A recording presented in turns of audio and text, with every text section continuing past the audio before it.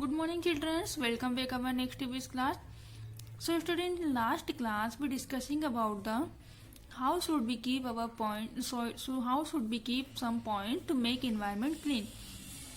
हम लोगों ने पढ़ा था हमें हमारे घर के आसपास पानी इकट्ठा नहीं होना चाहिए जिससे ताकि मच्छर और मक्खियाँ पैदा ना हो, और जो पानी रहता है उन्हें हमें अच्छे से वेस्ट करना चाहिए, और जो खराब पानी रहता है उसे कभी भी प्लांट्स और खेतों में यूज नहीं करना चाहिए.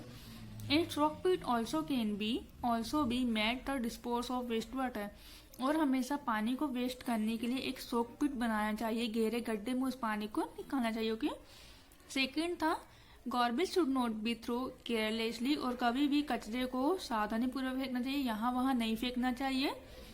अगर हम कचरे को यहाँ वहाँ फेंक देंगे तो उससे बहुत सारी मक्खियाँ मच्छर अट्रैक्ट होंगे, जिससे क्या होगा, हम बीमार पड़ेंगे, क्योंकि वही मच्छर और मक्खी हमारे खाने पे आकर बैठते हैं, जिससे हमें बहुत सारी डिसीज हो जाती है. Now third point is you should have a proper latrine system in your home. आपका आपके घर में शुड अच्छे से बाथरूम सिस्टम अच्छे से करना चाहिए.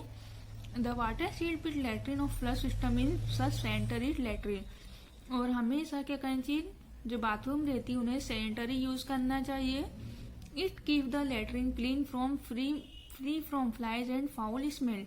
जिससे क्या होता है, जो सैनिटरी बाथरूम वगैरह यूज करते हैं वो हमेशा साफ रहती है और मच्छर मक्खियां भी नहीं होती, ना ही स्मेल आती है. In villages people do not have a proper latrine system. जो गाँव के लोग रहते हैं उनके पास proper bathroom system washroom system नहीं होता है. So they urinate and defecate in the open field. इसलिए वो कहाँ जाते हैं, खेतों में जाते हैं, खुले में शौच करते हैं. In villages people should select a place for defecating and urinating away from drinking water.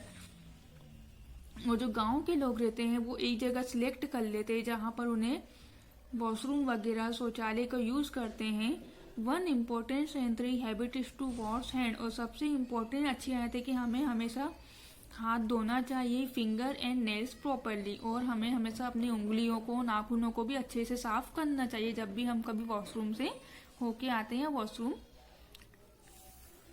Fourth is never spit on the open places. It makes the surrounding dirty and attract flies and jump.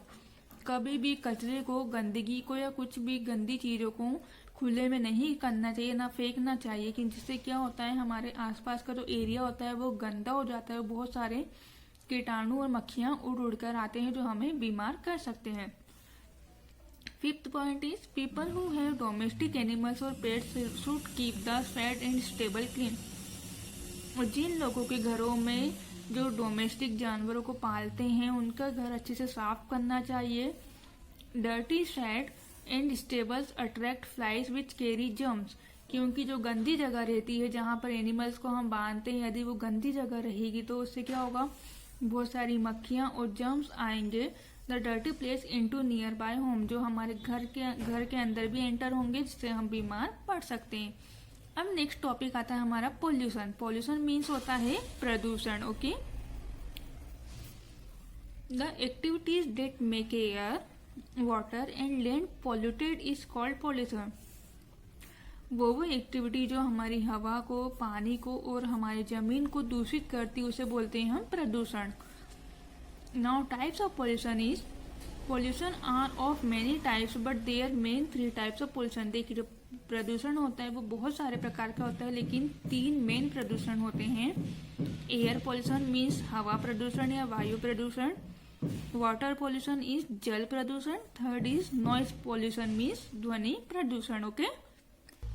So first is air pollution.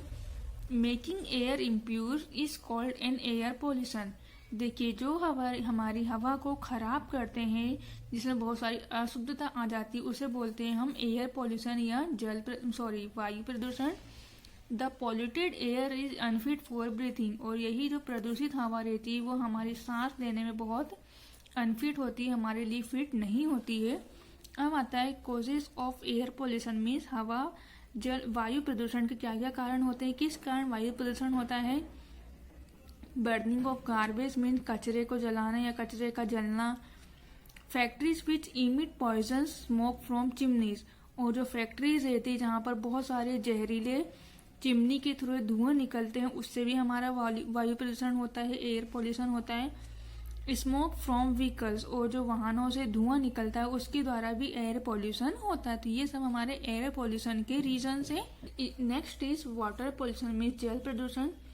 Making water dirty is called water pollution. जो चीजें हमारे water को गंदा करती है उसे बोलते हैं water pollution. The polluted water is unfit for drinking, और हम जानते हैं खराब पानी हमारे स्वास्थ्य के लिए पीने योग्य अच्छा नहीं होता है। Causes of water pollution, water pollution के कारण क्या क्या है? केटल बाथिंग मीन्स जानवरों को नदी पानी में नहलाना। People bathing and washing clothes in river, लोगों का नदी में नहाना, उनके कपड़े धोना, जिससे नदियां तालाब गंदे होते हैं। Disposal of harmful substance from factories, जो बड़ी बड़ी फैक्ट्रीज रहती हैं उनमें से जो हार्मफुल सब्सटेंस निकलते हैं वो सब नदी में प्रवाहित कर देते हैं, जिससे नदी का पानी और खराब होता है। Throwing household waste into the rivers, और घर से निकली हुई हानिकारक चीजें भी नदी में जाती है, जिससे नदी क्या होती है? गंदी होती है। तो ये सब क्या होते हैं? हमारे वाटर पोल्यूशन के रीजन से। ओके, अब नेक्स्ट आता है हमारा नॉइज पोल्यूशन मीन्स ध्वनि प्रदूषण। Too much noise cause noise pollution which make us feel angry और टर्बिड। देखिए, जो ज्यादा से ज्यादा आवाज होती है, जो आवाज हमें पसंद नहीं होती है, वही क्या करती है? हमें नॉइज पोल्यूशन का कारण बनती है, और जिससे क्या होता है? हमें एंग्री मीन्स गुस्सा आता है, चिड़चिड़ापन आता है। Causes of noise pollution, noise pollution के कारण क्या है? Noise of vehicles on the road, जब हम कभी रोड्स पे निकलते हैं, कभी सड़क पे चलते हैं, तो हमें ज्यादा हॉर्न की आवाज आती है, स्पीकर्स की आवाज आती है, म्यूजिक की तेज म्यूजिक की आवाज, गाड़ियों की आवाज, ये सब नॉइज पोल्यूशन के कारण ही है। Loudspeaker, horn, loud music, loudspeaker बजना, ज्यादा बहुत तेज हॉर्न बजना, ये सब नॉइज पोल्यूशन के कारण, जिससे क्या होते हैं? हमारे जो कान रहते हैं वो इन ध्वनि को सहन नहीं कर पाते और हमें बहुत सारी बीमारियां प्रोड्यूस हो जाती है। Okay, next is reducing wastage. अब वेस्टेज जो होते हैं उनको रिड्यूसिंग कैसे कर सकते हैं?